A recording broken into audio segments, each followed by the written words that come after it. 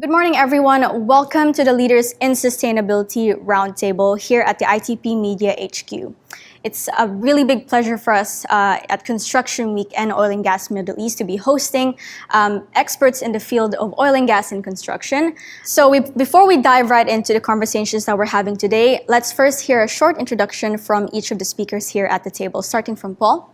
Good morning, my name is Paul Miller. I'm a branch director in Omnium International. We're a cost consultancy firm, experts in construction, and I have a master's in green building.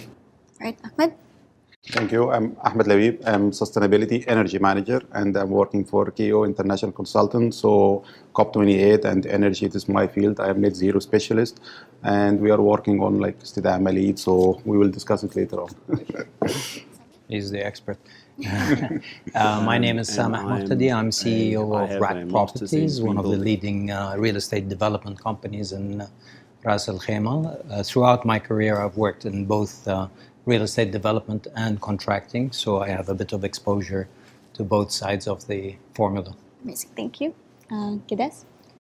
Hello, my name is Gediz. I'm the managing partner of Mundo Verde Climate. We are a climate finance and climate change risk management advisory company. Hi everybody. First of all, thank you for having us here. Construction Week, Oil and Gas Middle East, Dean and Julianne. Appreciate the time. My name is Guillermo.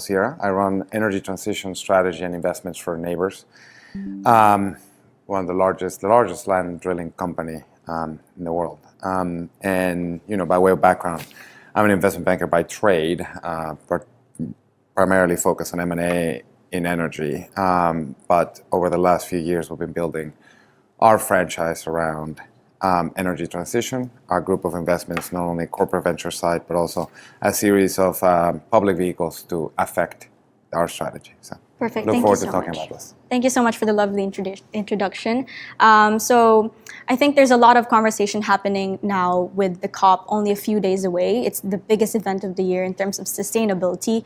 And I think both industries, oil and gas and construction, have a lot of say when it comes to what are the different things that are happening in the industry and what can be talked about and what we can put the spotlight on. So I think I'll pass it on over to you, Dean, to start the conversation on how oil and gas and renewables are involved in this and what they can be doing.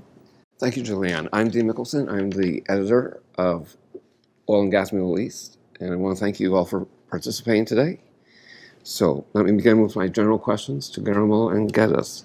So, Guillermo, how is your company actively incorporating renewable energy sources and sustainable practices into your operations to support this green revolution?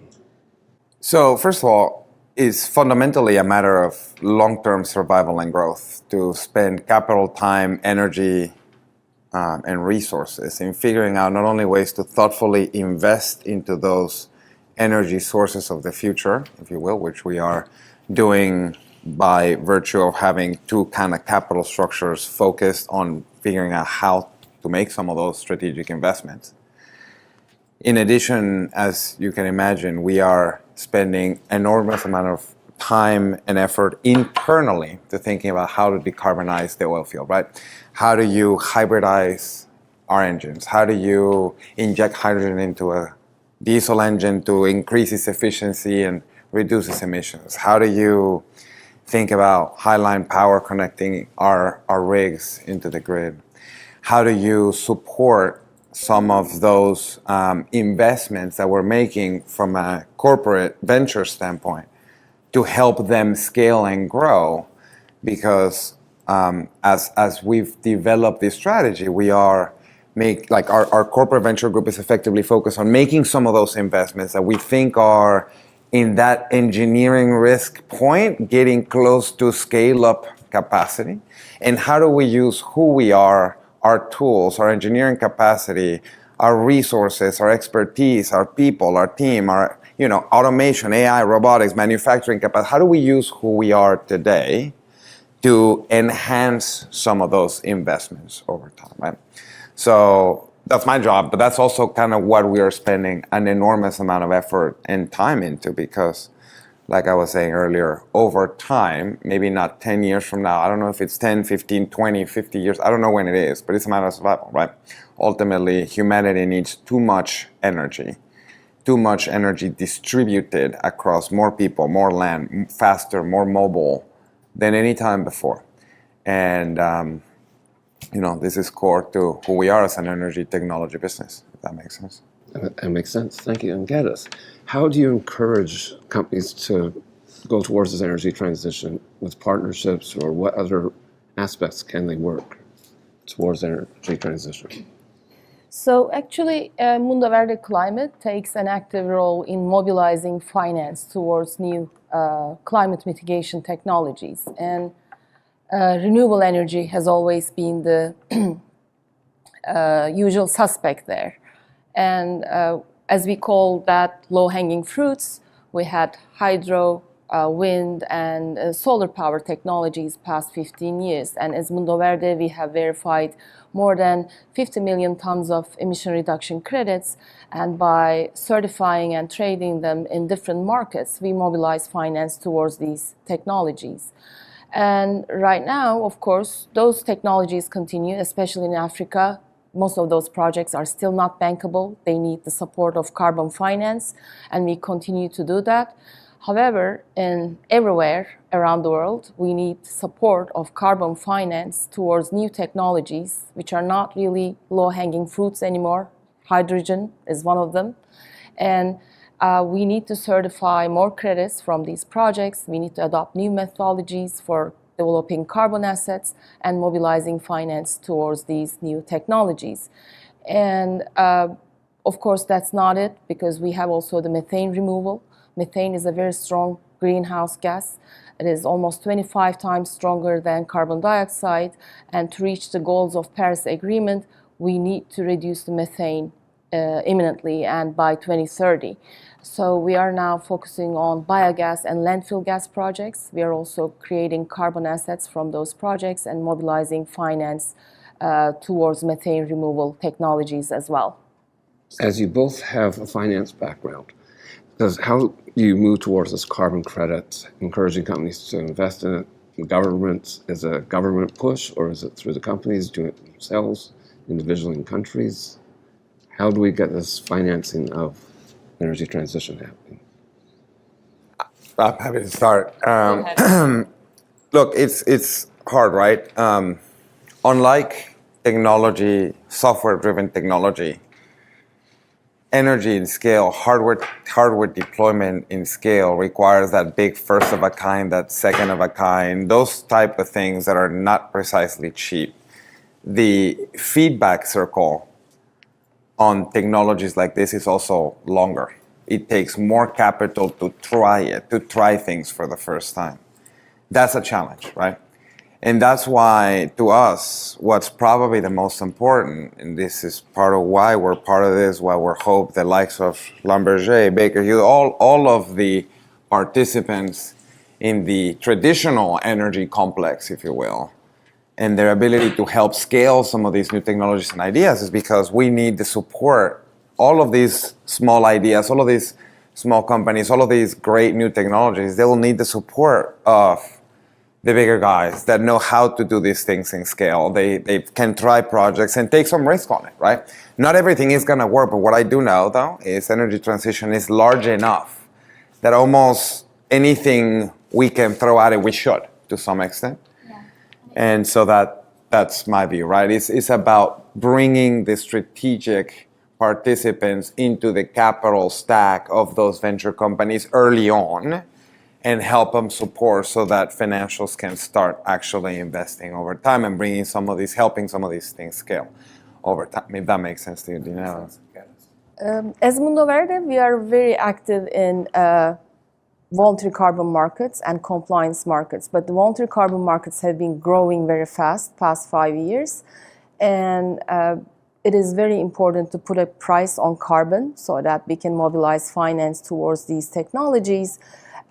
But we also need a solid and higher carbon price, because the more advanced the technologies are, the more finance we need, and because the bankability of those projects, new expensive technologies, is really going down. So that's why we actually emphasize the importance of carbon price and a solid, reliable carbon price with markets, project-based markets linked everywhere in the world that leads to a global carbon price at the end. All the more important, actually identifying those projects and making sure that those projects can access carbon finance and other types of climate finance early enough. That's really the key, because we know that the technology has always been on our side. The cost of solar power has diminished by 500% past 10 years, and that's a good sign. And we know that the technology will be on our side, but we need to identify those technologies, make sure that we have the methodologies to assess the amount of carbon reduction, carbon removal from those technologies, and then we can develop those carbon assets ex ante so that those technologies can actually use the advantage of carbon finance early enough. Because for scaling up, we need to diversify the technologies and we need to diversify the geographies that those technologies are implemented. Perfect. Thank you. I think while listening to the oil and gas side of things, I think it's quite interesting to see how there could be so much overlap between these two industries. Talking about construction in my side here, and I think this first question would be more for you, Sameh, as well.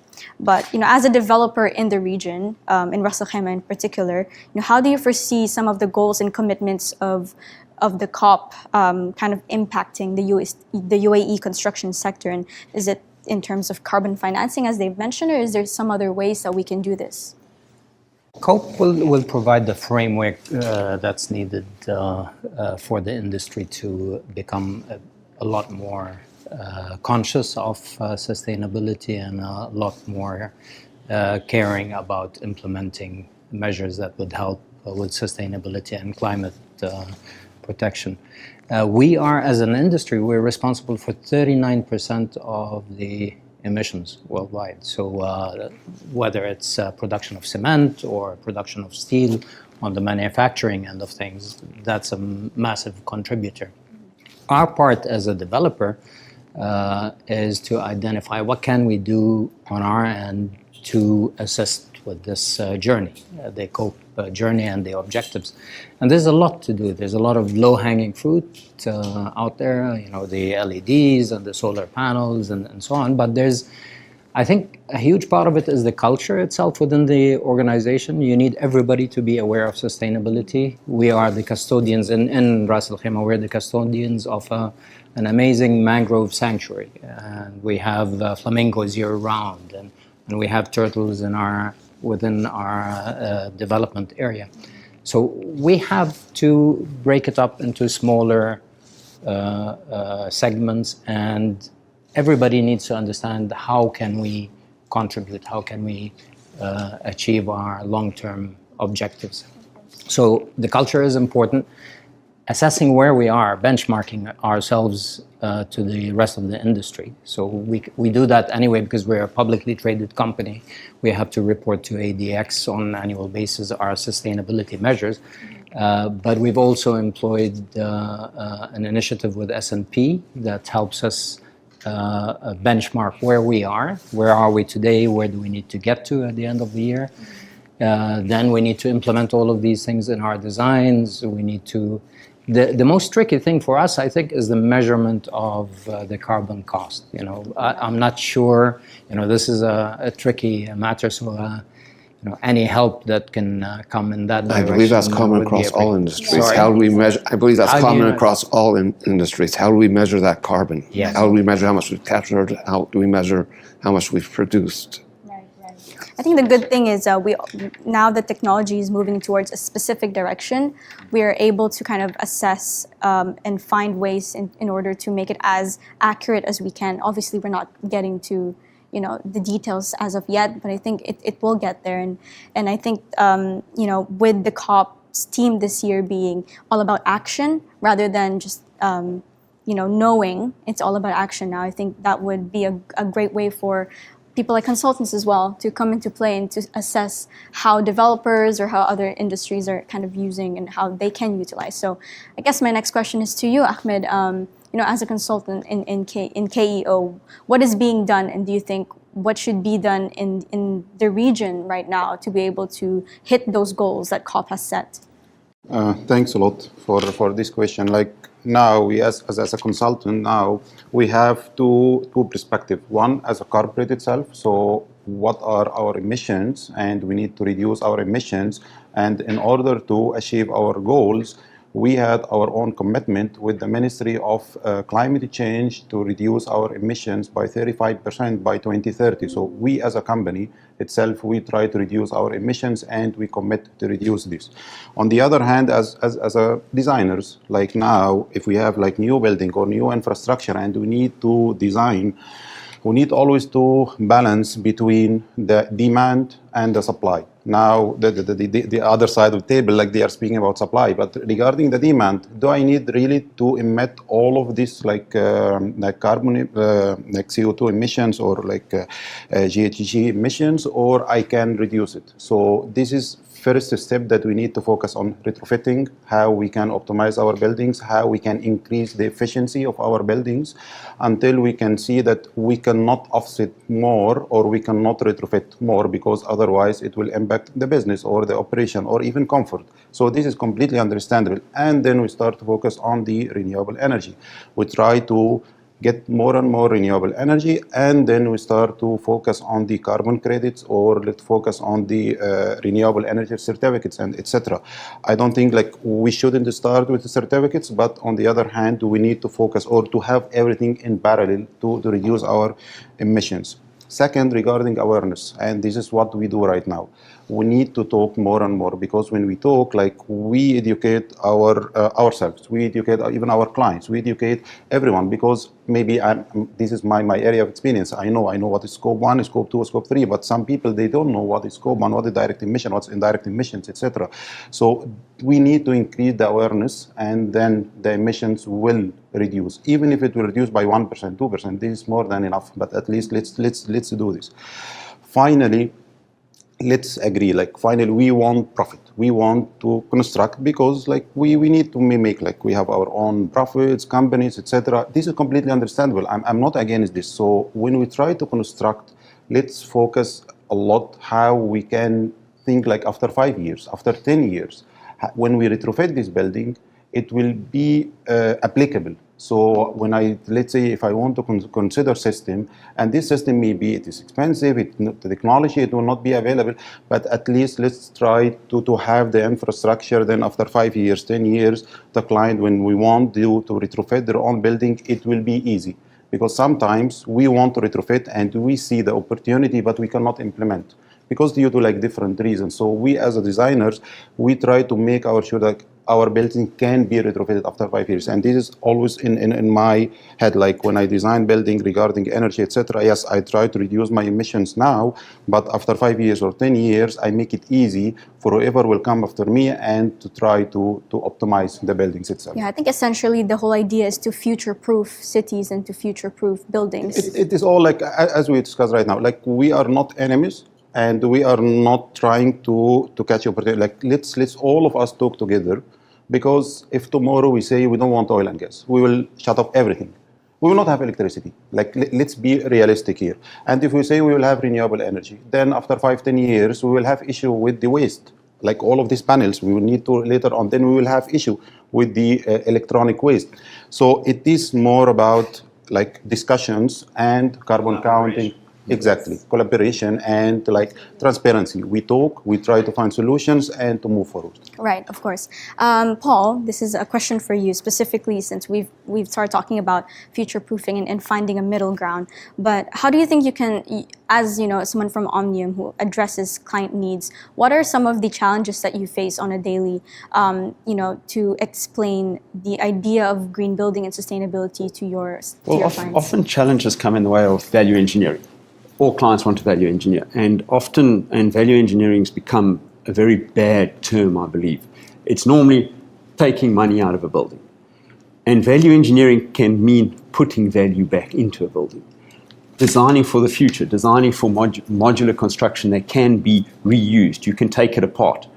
I think we miss an opportunity here to actually advance our overall cause in terms of reducing overall carbon emissions by not implementing simple things in construction. Simple things we can do today make things able to take apart. If you're able to take a building apart in future, it means you can reuse it.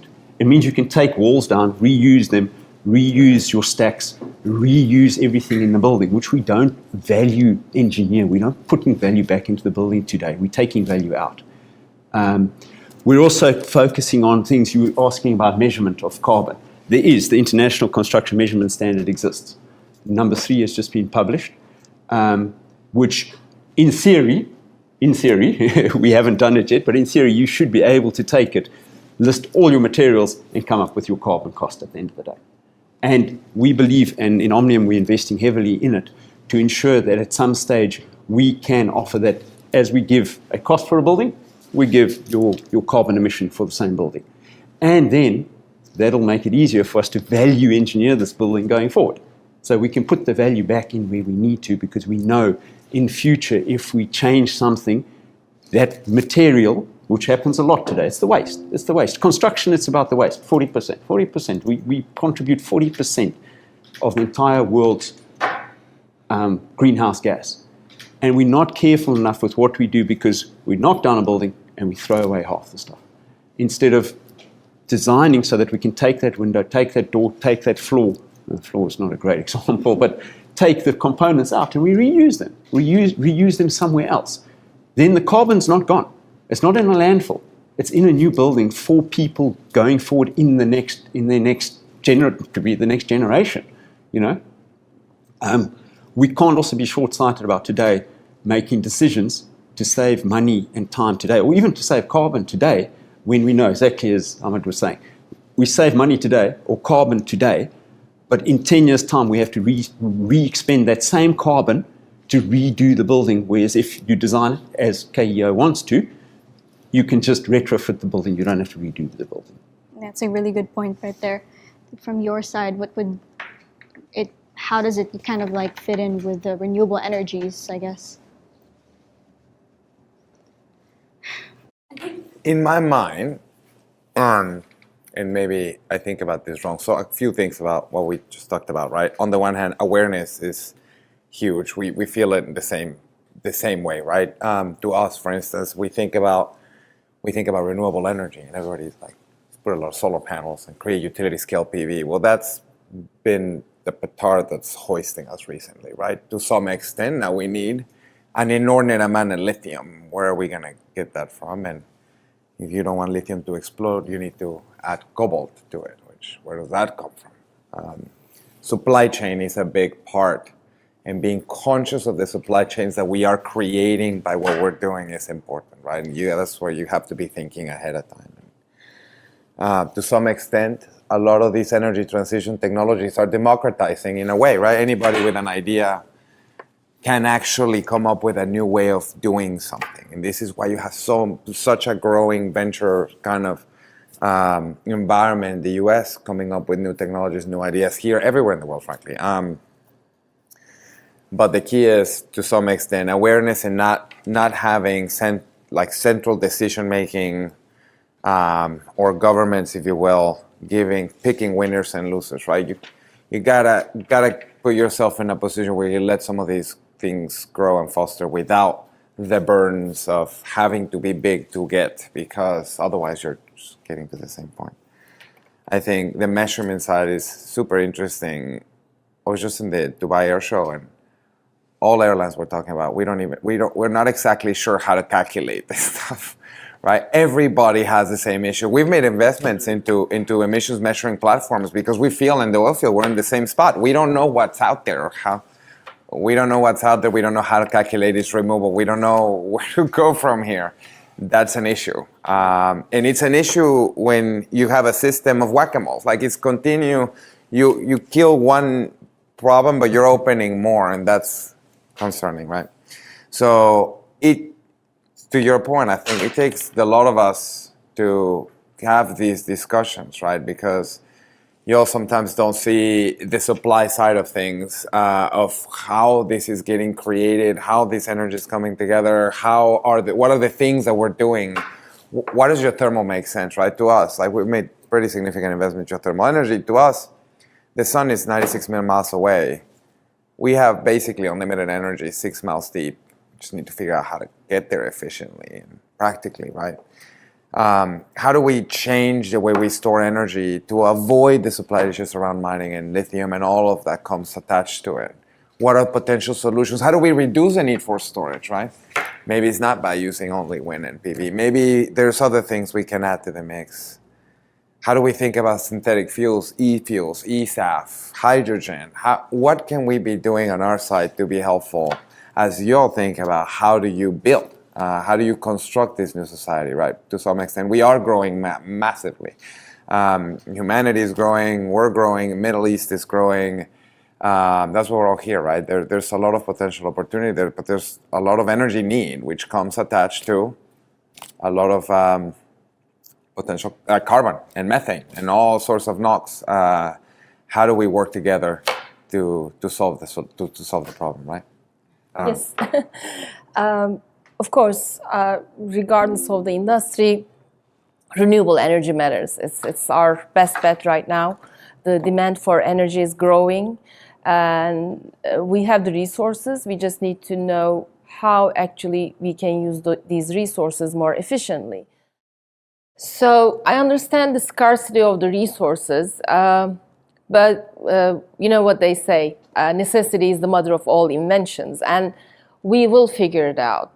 Now we know that lithium is scarce and the waste is a problem. The industry is focusing on sodium-based batteries and how we can make them as efficient as the lithium-based batteries. So the questions are there, but so are the answers. So we need to focus on a good narrative, a positive narrative about it. And in terms of reduction and strategies, especially by construction industry or any other industry, the motto is always measure, reduce, offset. So we need to start measuring, and we did, and we have been measuring the GHG inventories of different industries for the past 10 years. It started with Scope 1 and 2 emissions, that was the demand, but now we need to focus on Scope 3 emissions. And I understand the challenge, because for different industries, from retail to food and beverage to financial institutions, we have worked with different corporates, and it's quite challenging because of lack of data and the methodologies that actually lead us to those calculations. But we are learning, and the learning curve is very steep. We are learning from the industries, and the industries are learning from us. The more there is data in the industry, we are actually doing more robust calculations, estimations of GHG inventories. And I think we are going to get to a good level of GHG inventarization, especially with construction and energy in the next couple of years, including Scope 3 emissions. And then we need to think about simultaneously how we can reduce these emissions. What are the technologies? What are the practices? It's very interesting to see that even sometimes behavioral changes lead to good emission reduction. So how we can adopt those behavioral changes. And of course, the third part is, after the behavioral changes and other technologies that help the industries to reduce their emissions, is offsetting, which is a quite controversial issue. So it's a polluter pays principle.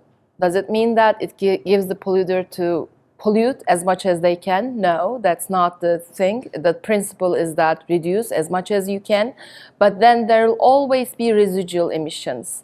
And we need good quality carbon credits for that, because if a company, a corporate aims at net zero, they'll always need good quality carbon removal credits. And we need to focus on technologies that provide those credits, those emission reduction credits, from, of course, to start with nature-based solutions. That's our best bet for carbon removal technologies, but the carbon capturing and storage and other removal technologies are like engineered direct air capturing. They are actually advancing quite fast, so we need to see how we can also invest in those technologies, because we all know that to reach the goals of Paris Agreement, net zero is the key, and that actually requires action on reduction as much as action on offsetting of the residual emissions. Right, right. Dean, I'm actually quite curious about what questions you would have from the construction side of things coming from an oil and gas perspective. Well, I'm going to take a look at it this way and say that we break up both industries into various parts, like the start, the initial design, construction, handoff.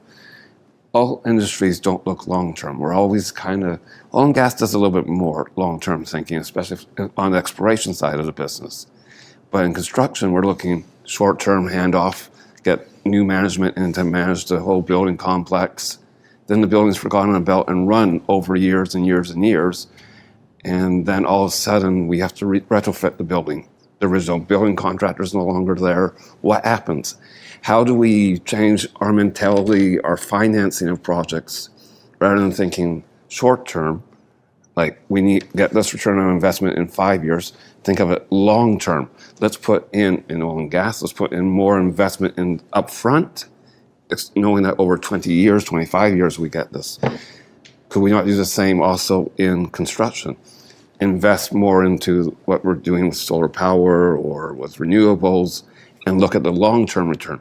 The initial cost is expensive in putting in a lot of these new technologies, which becomes cost prohibitive. And this all goes back into the whole financing. How do we encourage this financing? How do companies come up with their return on investment over time? Do we have to look at our whole financial models and say they're not working? Do we have to look long-term of how do we adjust these models? And that applies to both industries equally, I do believe.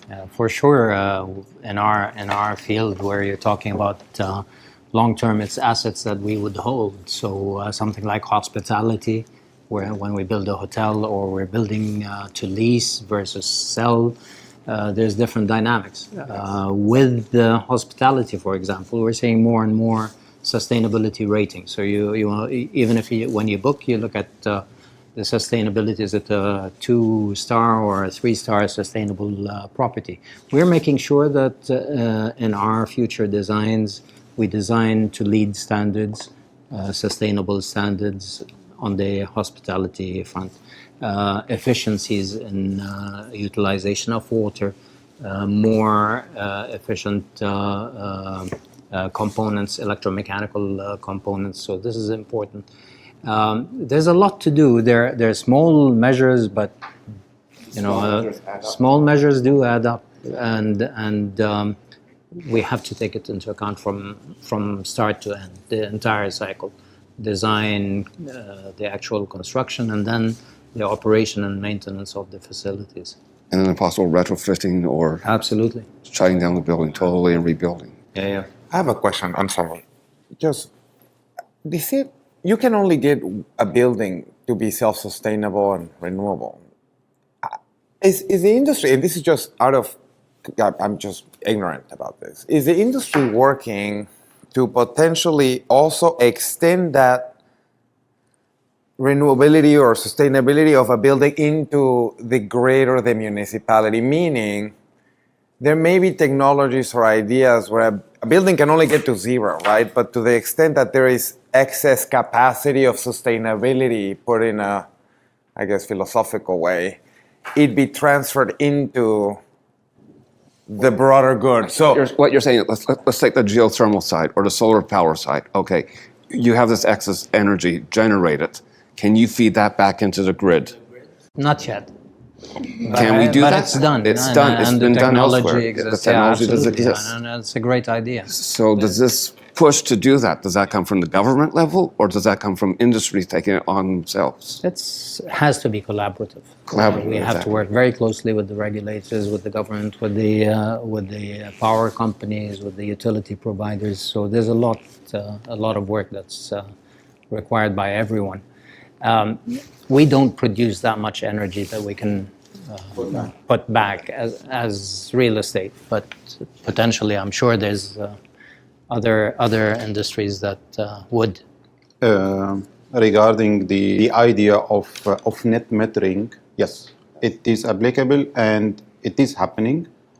Very, very few buildings, but let's say DO headquarters now, it is under construction, it is net zero building, and it is mainly based on the PV. And PV, it is like sunlight, so of course it is feeding the the grid like during like daytime. We also have that green city consume. here, don't we, here in Dubai? That green city? Yeah, here in Al Jaddaf, like the Sustainable city. and sustainable city for sure. Like this is also another example. So yes, net metering is like idea is applicable, and it sometimes you can achieve it, but it's, of course it's expensive and it requires a lot of, let's say, PV panels, batteries, and infrastructure cabling, etc. So it is a bit challenging here. But regarding like here responsibility, like who is responsible? Do I need to go as a corporate and to go to the government and tell the government, please, like make the emission factor of the grid zero, so I will be net zero? This can be done. But then I move the responsibility from my, from mine to the government, and I will ask the government to do everything, which I don't see the right to use things like let's say, like again, like emission, let's say coal or whatever, and then we ask the corporates to completely offset like their emissions. It is finally it's collaboration. So as a country-wise, as we hear in UAE, they have major like mega like solar power plants, so they decarbonize the grid itself towards net zero. And on the other hand, me as a corporate, I emit certain like carbon emissions. I'm responsible for this. Like I need to find a way to offset these emissions. This is a thing that we need to take the responsibility of it, and we try to offset it. Here it will take us to regarding the carbon counting. Yes, carbon counting regarding how to measure. There is like GHG protocol, you have science-based targets, and now I understand maybe it is not 100% mature, but like 2010, like when we were speaking about LEED and sustainability, it wasn't mature. Now it is by default easily you can get LEED silver, LEED gold, and LEED platinum. Like I would say more than 50% of the LEED projects as a KO doing LEED platinum. So we have now the know-how. So I believe within the carbon knowledge, within like 5 years, the knowledge will be here. And this will take us regarding the value engineering. Regarding value engineering, and this is now shifting the mindset. Value engineering at the beginning, it was regarding how to reduce the cost. But now it is not only cost, how to invest like the client's money in the right way. Let's say if I want to have very thick insulation, like to reduce my like heat gain, whatever, for cooling, because like cooling is the major contribution. Do I need really to increase all of this? Maybe I can reduce it a bit, but the contribution will be 0.01% difference. On the other hand, I can invest, let's say, in the chillers, in the air conditioning, because of the lifetime, or let's say lighting. The lifetime of the lamp is 5 years, so it can be replaced. So you can be like, if you want to have limited budget, you can invest in equipment that the lifetime of it like 15 years, 20 years, 25 years, and you can start to maybe, if you have limited budget, to start to optimize or to compromise with things that it can be changed within like 3 years, 4 years, and it will be easily to be changed.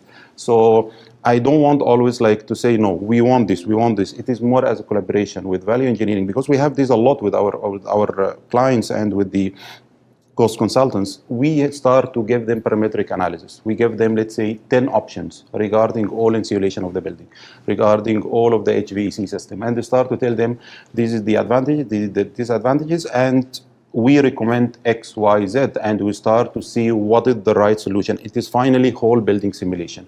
It is not one element, it is not one sector, and we try to focus a lot.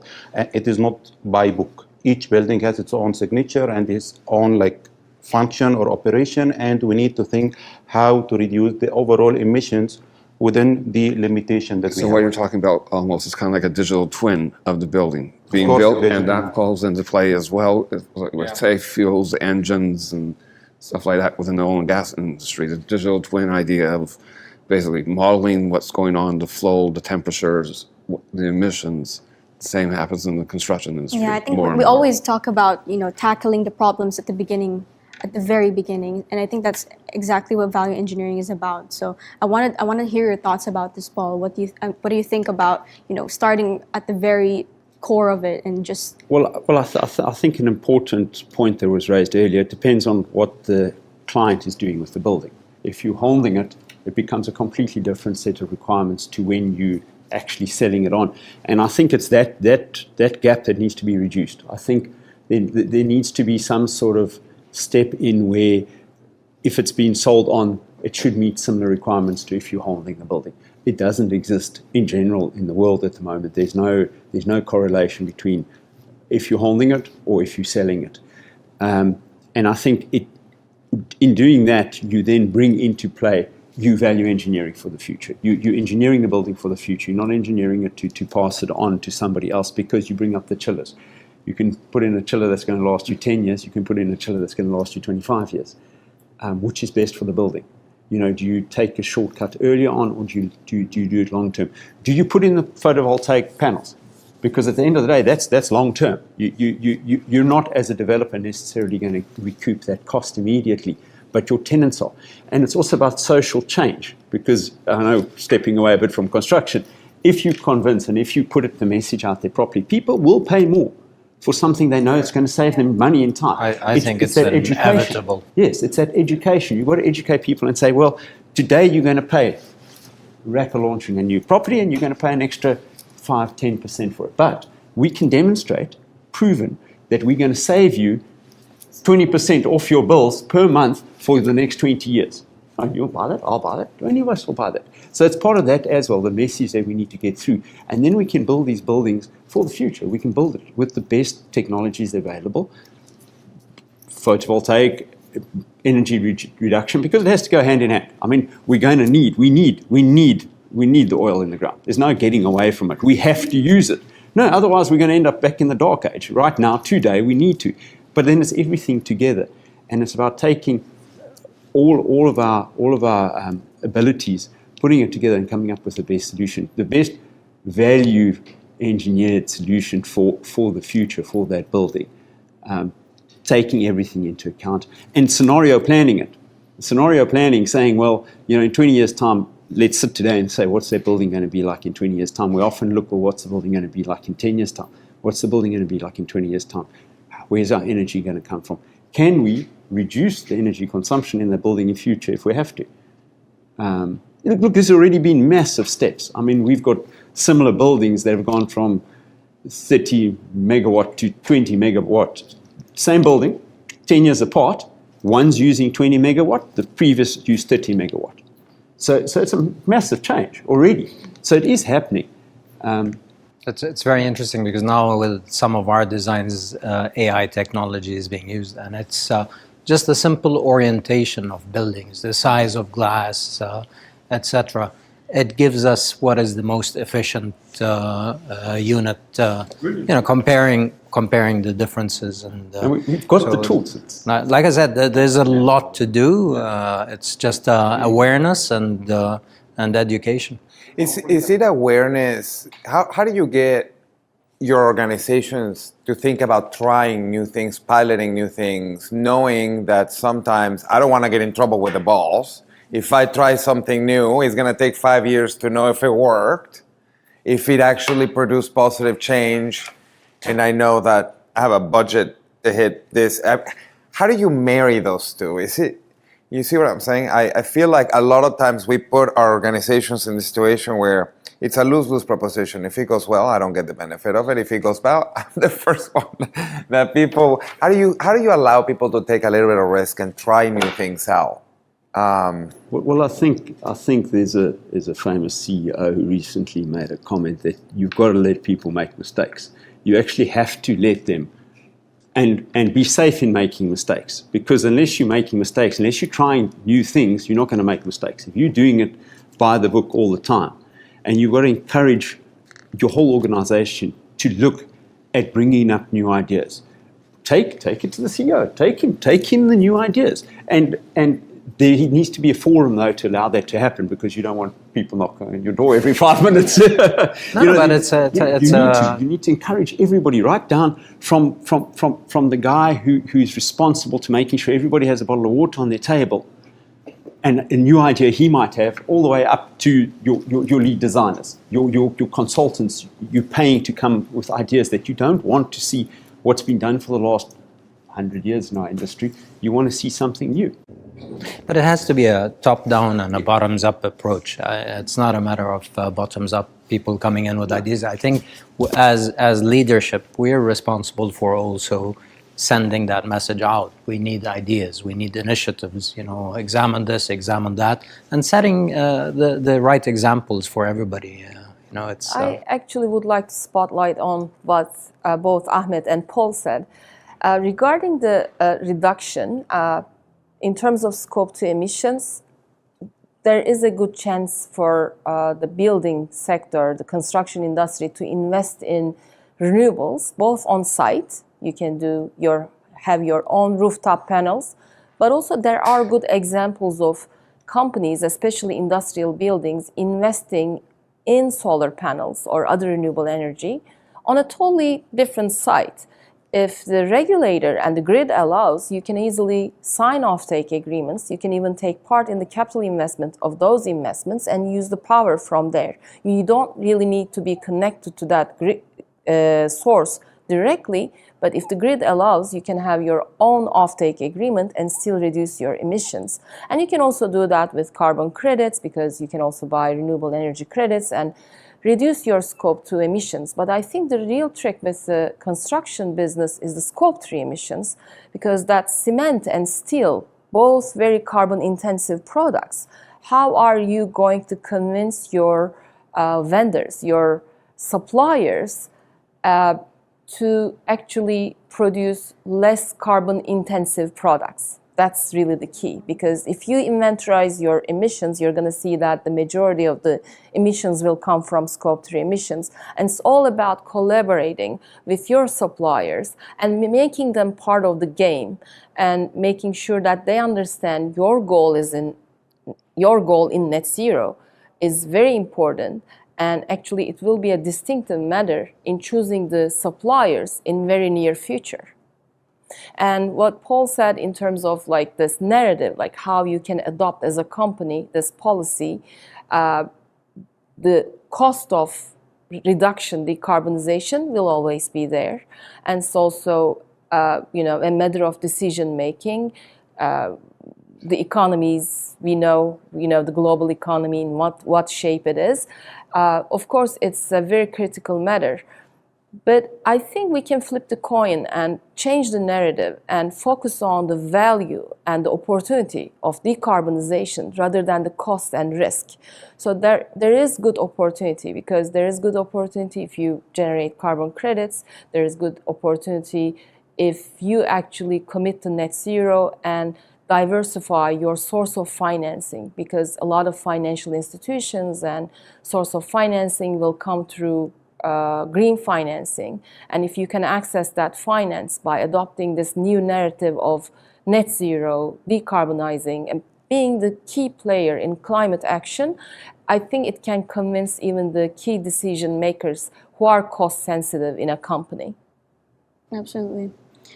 I think essentially what we're kind of forgetting sometimes, or I could be wrong, is that at the end of the day, we are selling, especially from a developer's point of view, that we are offering these developments and properties to people who are, people who are willing to invest that much money. So I think the question from my side is, how do we train or upskill our workers to be able to put that point across, not only to potential buyers or potential clients, but also to just contribute to the overall conversation that COP28 is so adamant on explaining, like what is happening internally from your side that is contributing to this.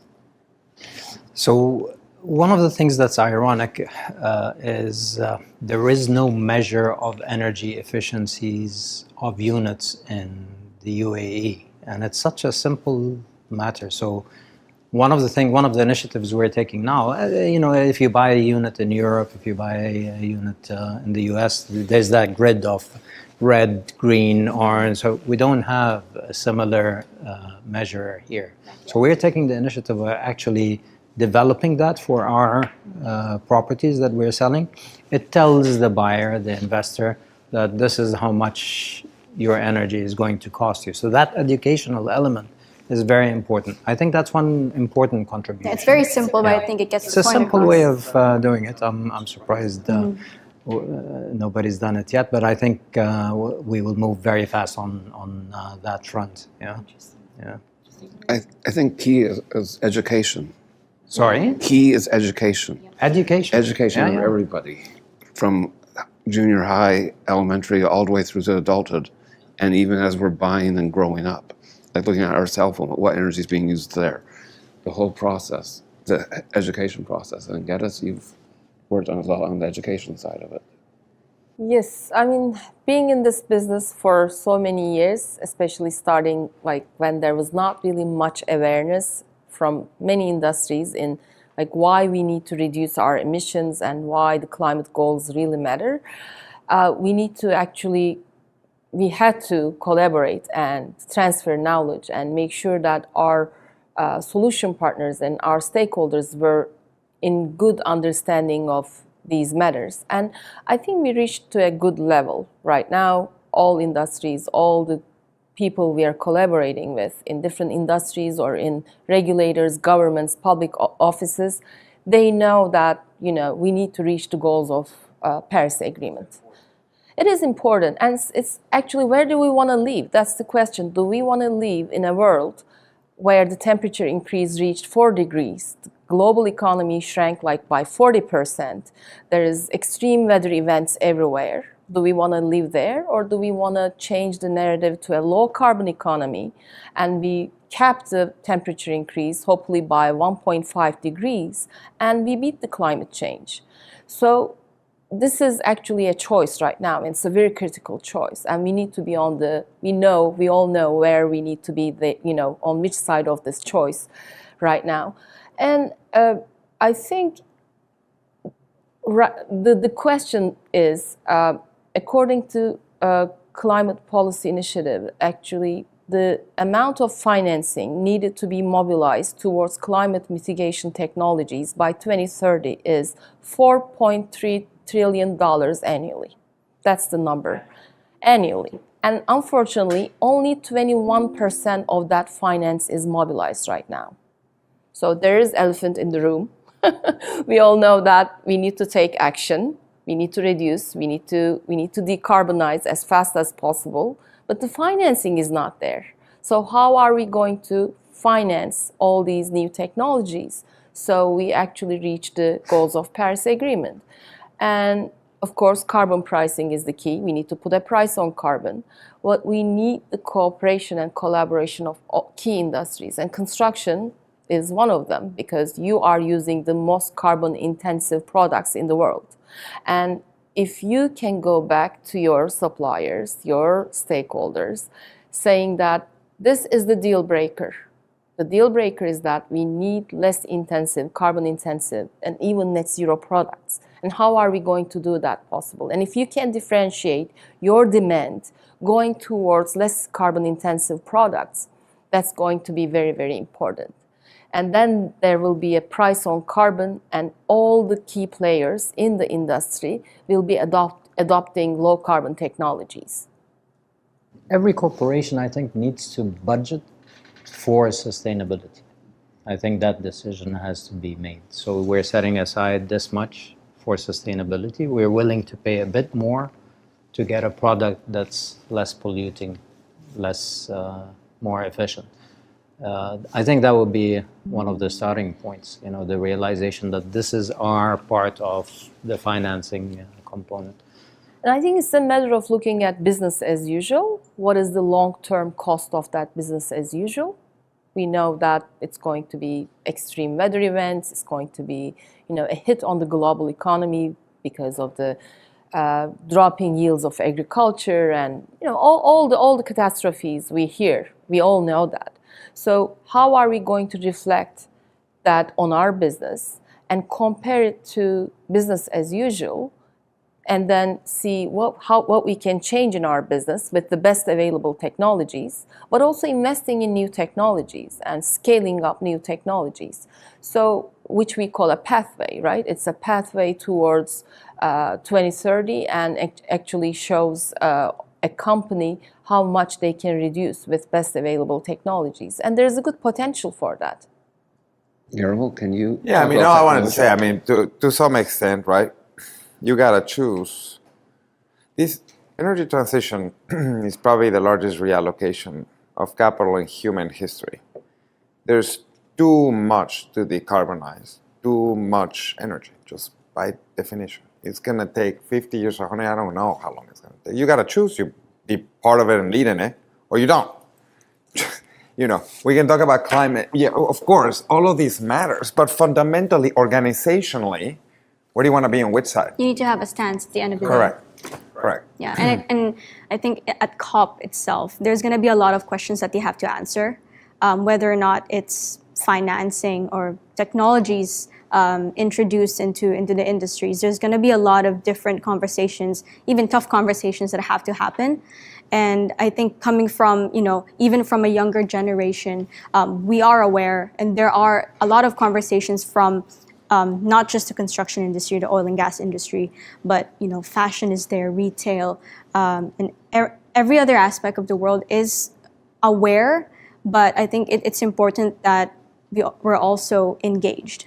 There's a difference. You talk about demographics, actually interesting. I think for the first time in a long time, we have 3 generations. The kids, all about green sustainability, climate, make decisions not on ROI alone, or IRR alone, but actually on, ESG concepts. You have, millennials more into that too, and then you have the next generation actually worried about their grandchildren. So you have actually alignment, right? You have fundamental demographic alignment around 85% of the productive capacity of the planet or something like that. Like everybody kind of wants this. So to some extent, awareness is important, but also education, right?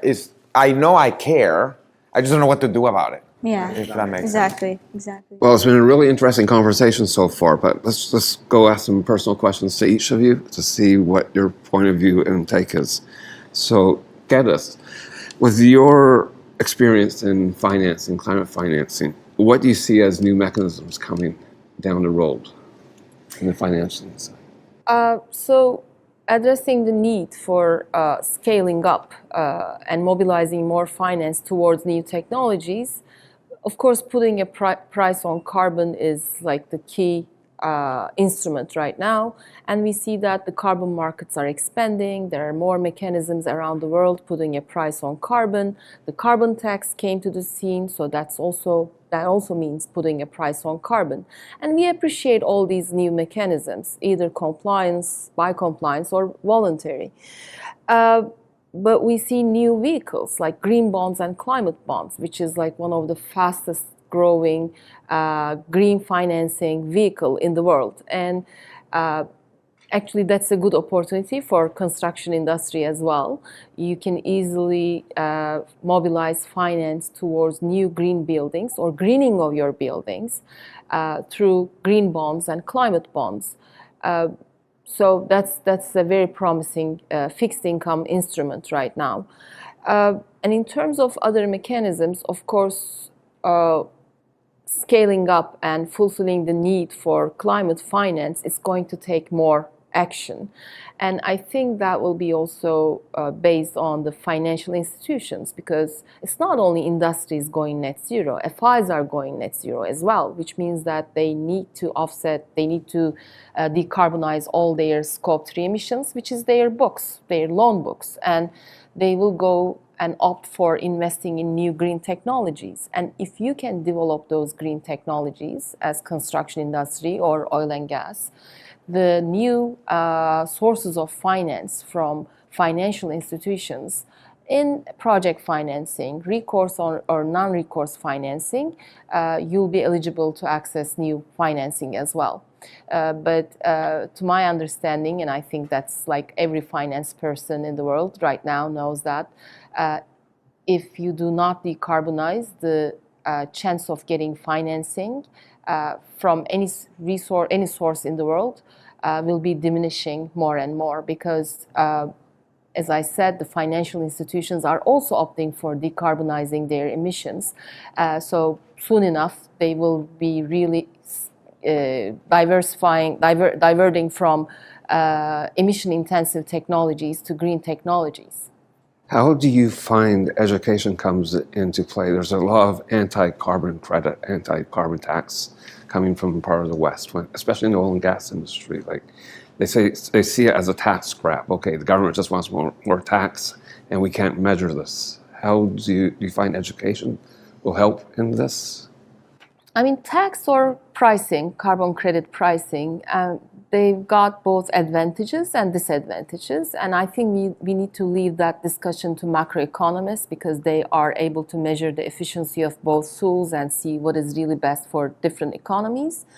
Carbon tax is good as long as you can actually create a revolving door that tax revenue can go to new technologies. That's great because with carbon credits, we can assure that the carbon financing goes to new technologies. That's the nature of carbon financing. With carbon tax, it depends on the public investments and the choice of the administrations in how to use that revenue.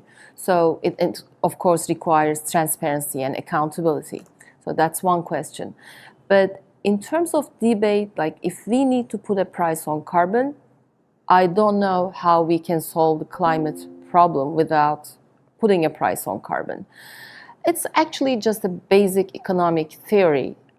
Everything that has a value in the world, it's got a price, right? If there's a value, there's a price. I mean, you can negotiate, you can actually debate the value of a product, but if it's got a value, it's got to have a price. There's only one commodity, one asset, let's say, that doesn't have any price despite its enormous value. It's the ecosystem services. So I think the real failure right now is despite the value of ecosystem services, we are not able to put a price on them. And if you don't put a price on that, you know what happens. So this is the question, and I think the answer is very clear. One way or another, we need to put a price on carbon, either as tax or carbon credits. And actually, the expansion of the carbon markets and the adoption of more carbon tax in different jurisdictions shows us that there is good interest in that. Okay, thank you. Guillermo, let's take a look at tech. How do we measure this carbon? How do we do this? How are you doing it with the Nabors? And we've made some investments into emissions measurement. Is there a lost leader approach as well to this, or is it? I wouldn't say a lot. I mean, look, we're frankly more focused on investing in the technologies that would allow us to measure. You know, that's all we can do. And we have made some investments in some emissions measuring platforms, data service type of sensors and software on that. And that's part of our job, right? To try to see if we can use this to deploy in the oil field to try to understand what we're doing and how to reduce what we're doing. We are focused primarily, really, and that'll take its turn. I think we're primarily focused in helping our companies and our investments and our portfolio go from idea and pilot, or TRL 6-ish, call it, all systems tested independently, to first of a kind, second of a kind, demonstration, reference project. How do you figure out a way to bring capital to those? There's almost unlimited capital once you're, no engineering risk. This has been tried, tested, through, etc. But part of what we're fighting in this whole energy transition is we need new technologies, right? Things need to get tried, and it costs money to try them, and it takes somebody to stick their neck out. It's not just the government, right? It just takes somebody to stick their neck out and be like, this makes sense, we'll figure this out. So the question is, like, how do you maintain your profitability? You're going from drilling oil wells to geothermal wells. Yes, in theory, the well, but how do you make money off the geothermal and maintain your own profitability? Correct. That's the balance, right? That's the line you always have to be thinking about. are we a drilling company or are we a technology company? And if we are a energy technology company, what are the early stage investments we're making today so that we have a business tomorrow so we can grow through and look, if we invest into geothermal drilling technology, well, if geothermal becomes a thing, which in my mind there is 50,000 times more energy than all fossil fuels put together in the form of heat, right? Because the Earth is too big. I think only 1% of the volume of the planet is colder than 1,000 Celsius. So there is a lot of energy. If we're investing in these energy technology companies, does it provide us with an opportunity to repurpose some of our fleet to start thinking about how to do this, right? And does that give us a path to growth over time? If we are investing in concentrated solar power, does that put us in the sustainable aviation or hydrogen path? Does that give us an opportunity to think about why hydrogen and drilling for hydrogen? Does that give us an opportunity to deploy robotics for cleaning some of these mirrors, or automation, or frankly, we have remote operations, remote controls. We have a cloud that basically manages our entire fleet, remotely and from Houston. Does that give us opportunity to deploy this cloud for other uses other than just our own fleet and our own oil and gas drilling?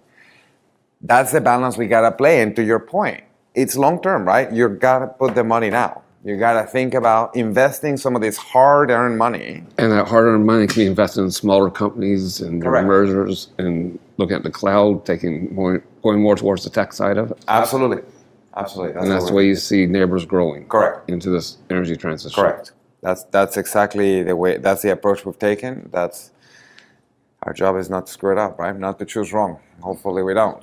But you'll make mistakes along the way. But that is the game It changer, happens. right? That the game changer here is the carbon price, because when there is a price on carbon, all your return on investment calculations will change, because now you're actually looking at, from a conventional point of view, what is the return, what is the revenue from this investment. But if there's a price on carbon, your perspective of profitability will change eventually and dramatically. But of course, there are good sides and other side. There's another side of the coin. Like you said, the geothermal, for instance. When we look at most of the geothermal investments around the world, unfortunately, during the drilling, the amount of carbon dioxide that is coming out of the earth is more than the renewable energy generated by the plant. So then you need to invest also in carbon capturing and storage if you want to invest in that geothermal plant, because you want to have zero emission energy. So it's a very complex question. And of course, for oil and gas industry, as I said, it's just internalizing the price of carbon and making choices based on that pricing. And I think the oil and gas industry is changing more from oil and gas into energy as a whole. Of course, yeah. Produce energy. Exactly, produce energy. And then that energy feeds into the construction side of the business. If you think, sorry, last thing I'll say on this. If you think about our energy mix, right? We use about 20 terawatts of power in the world, and solar, nuclear, and wind produce about 2. And they've had about 40 years to develop themselves into the most efficient wind and solar farms and PV farms, or whatever that may be. The traditional energy complex is providing the other 18, and it's fighting its own natural decline. So by definition, our participation as an industry, oil and gas industry, into helping to decarbonize and provide energy in scale, we gotta be part of this, right? It's gotta be centralized around the companies that have been providing energy to the world for the last 150 years, right? But it just so happens to be. Yeah, there's big stakes, but I think at the end of the day, it's all about, again, collaboration, where everything just correct. comes in together. I think this is for you, Ahmed and Paul, but we're in a region that's specifically very adaptive to change. The UAE is adapting to change quicker than any other, I'd say, Middle Eastern city. So in your opinion, what is your stance on knowledge sharing with other countries to be able to, again, since technology is a running team with all industries, what is being done to kind of share some knowledge or gain knowledge from other players in the world? Well, I think at the end of the day, it's going out there and seeing what's new, going out there and seeing what's new in the market. The unfortunate thing with our industry, it's stagnated for many years. We've got these great new technologies, the modularization. We can build in modules. You can take it to site. You can put it down. Less labor intensive, less waste. But it hasn't taken off like we thought it would 20 years ago when it first sort of came to the fore. They do it in certain parts of the world. China comes to mind. They do it there, and they do it very successfully there. But it's not quite something that's taken off here. And I think we've got to admit that we need to look everywhere and see how the building's done. Look into Africa, see how they build in Africa, very efficiently, very, very at one with nature. We're building, I mean, we don't only work here, we work in Saudi Arabia as well. And there, some of our projects, they're looking at using traditional adobe bricks.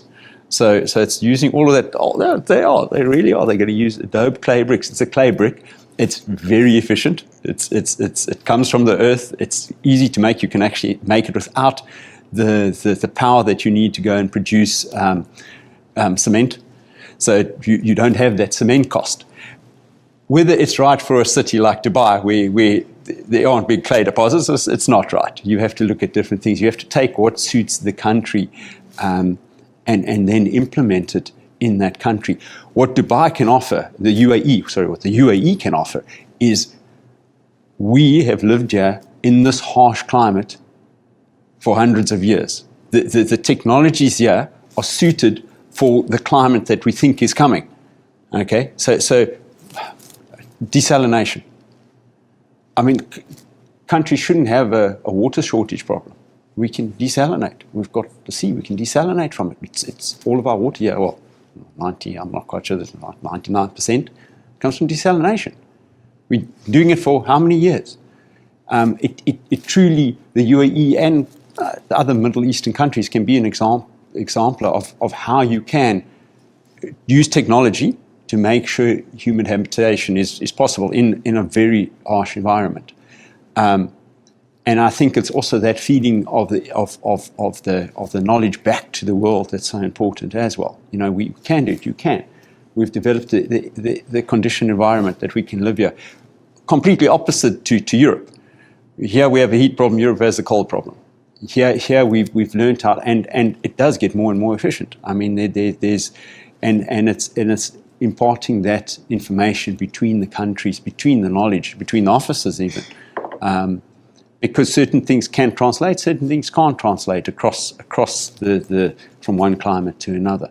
And I certainly believe that we're here placed, and hopefully, I mean, COP28 will hopefully bring more of this together, where we can learn from everybody in the market about how to do things, about what is possible, what is feasible for the future as well.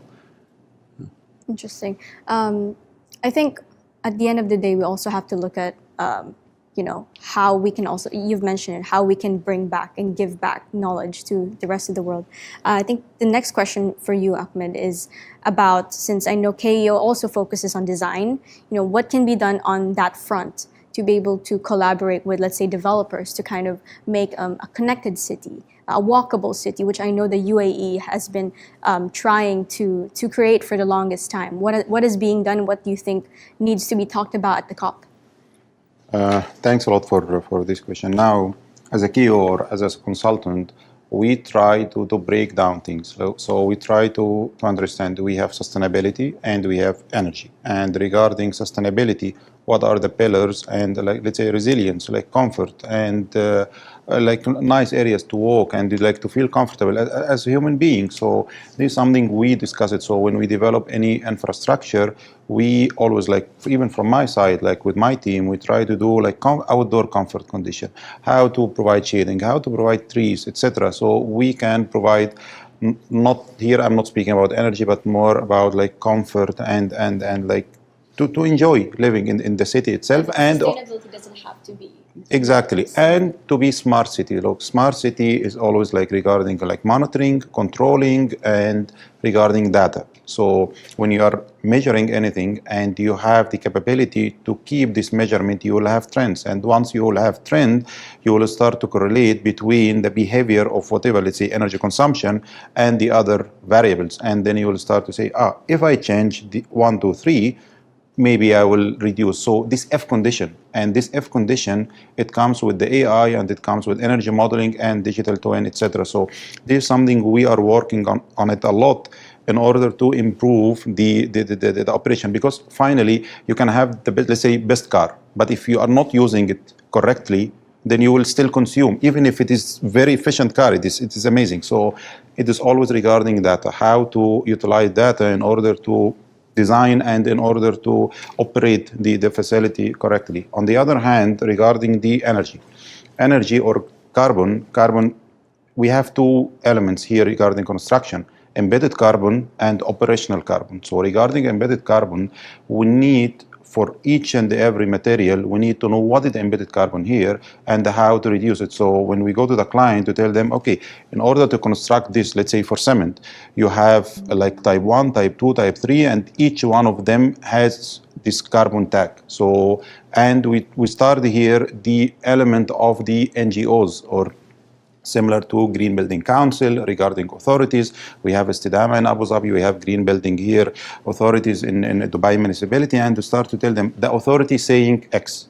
So this is by default, this is the minimum that you need to achieve. But we see that we need to take extra level, and instead of like reduce it, let's say by 20%, let's make it 50%, etc. So we try to do this to educate our clients and to start to tell them these are the options and how to reduce your embedded carbon, because embedded carbon, it is a lot and almost like once lifetime, because once you construct the building, the embedded carbon here in cement or steel, etc.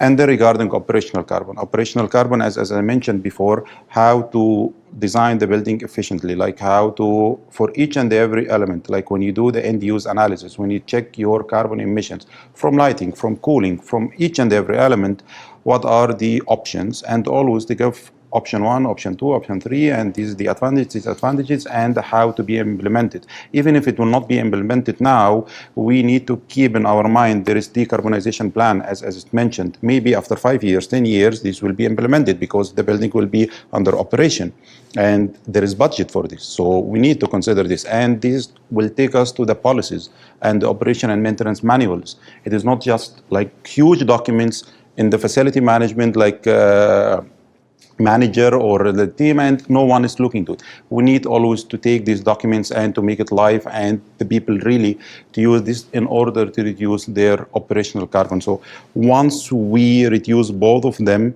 and to connect it to proper decarbonization plan for like until 2040 or 2050, then we will reach the net zero, because we will know at this year we will need to reduce our emissions by X%. By that year, we will need to have renewable energy, or we need to invest in renewable energy certificate, or we need to consider retrofitting.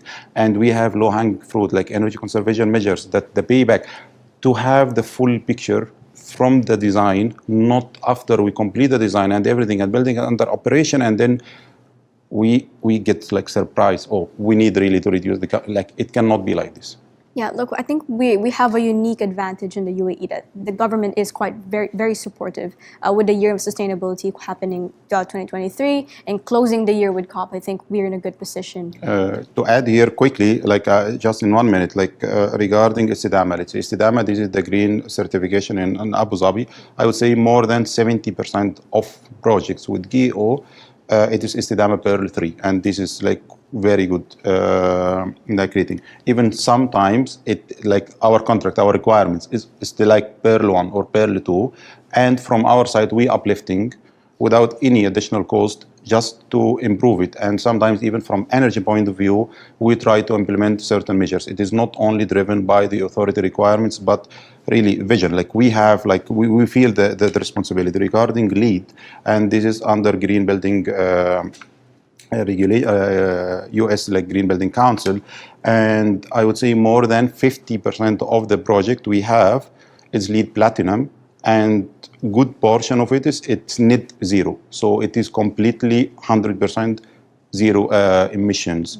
So really, there is coming more and more the net zero buildings and like really good certified buildings. So it is, I believe within like, I think during COP28 and like in 2024, like we will see more and more buildings operated with zero emissions. Yeah, we're in the right path for sure.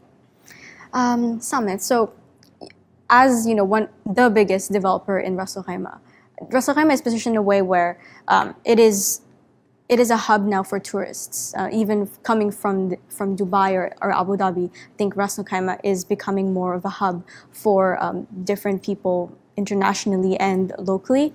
But how are you pioneering sustainability as a developer, building buildings for a town or a city that is very much young? How is it happening? Yeah, it's at its infancy. There's two issues. First, you've got actually Ras Al Khaimah is the nature emirate, if you want to think of it. It's real, you know, the mangroves, the sea, the mountains, and so on. So the nature, one of the obligations, one of the responsibilities that we have is how do you preserve that? So we are taking many initiatives on protecting the environment, offset programs, planting corals, counting the number of trees, nurseries for additional mangroves, etc., etc. So the protection is one aspect of it. The other aspect is obviously what are we bringing to the table. So very closely to what Ahmed mentioned, all of our future designs have to incorporate the highest sustainability measures, whether it's LEED, Istidama, Virgil. I think that's a given, no question about it. But then there's also the operational aspect of things. So simple things, our fleets are now electric, even the diesel generators at the construction sites, we're changing those with battery containers. So we get a container. At the end of the week, we take that away, we bring another container, so there's no noise, there's no pollution, there's no carbon production, at least on our end of things. So, you know, it's a long list of things that we can do. Again, it's very small, but we need to focus on education, we need to focus on creating the culture and taking every step that we can as a developer, taking a lead in being the sustainable developer in Ras Al Khaimah. Perfect. I think you wrapped that up very nicely. Any last words from anyone? And how are you guys feeling about the COP28? What are you excited about for COP28? If anyone wants to share before we end. Bringing everybody here. This is a great country, and there's a lot of opportunity here. And I wish more and more people see it, right? So, just exciting. Perfect. Thank you so much, gentlemen, ladies. I think it was a really good conversation, and I think we've all learned from each other from two different industries. Anything else to say, Dean? No, thank you very much. Thank you very much. And we do appreciate you taking your time out on your busy days. Of course, of course. We'll see you guys at the COP. See you at COP. See you. Thank you so much.